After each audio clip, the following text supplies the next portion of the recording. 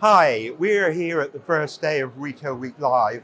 Been a really good event, great place to take the temperature of the industry and hear what's on people's minds. I'm George MacDonald, Executive Editor of Retail Week, and I'm joined by my colleague Ellis Hawthorne, our Features Editor.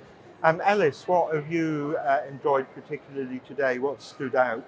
I think Seb James, his keynote was fantastic. I think we're really used to having a very controlled message, and particularly not talking about the competition. And he really just turned that on its head today, which was so refreshing and really got everyone in the room talking about it. So yeah, I really enjoyed that. Yeah, he's always good value, Seb. Really entertaining as well as insightful, isn't he? Um, I think too, there was a lot of quite open points made by some of the speakers. I enjoyed Ken Murphy, actually, the Tesco boss. Again, when you come to an event, you don't want someone to recite the annual report, do you? So you had Seb being really open, and then Ken Murphy. He had some clear messages to get across, mainly on policy sorts of issues that are affecting the grocers. Obviously, recently we've had shortages of some products, and he talked about, really putting food security up the agenda and the need for retailers and government to work together. So I thought that was good, and he also, I'm glad to say, kept banging the drum for some of the issues that remain unresolved, like the burden of business rates. So that was one of the standouts Yeah. for me. Definitely, I agree with you there.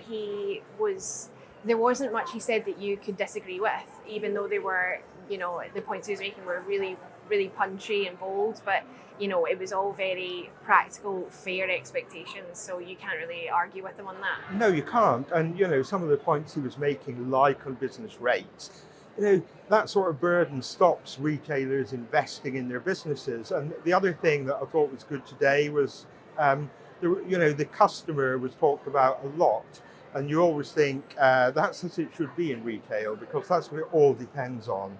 So another speaker who I enjoyed was the chief executive of TGI Fridays, actually, Julie McEwen, and she was talking about reinvigorating that brand, really famous name, and connecting more strongly with the customer.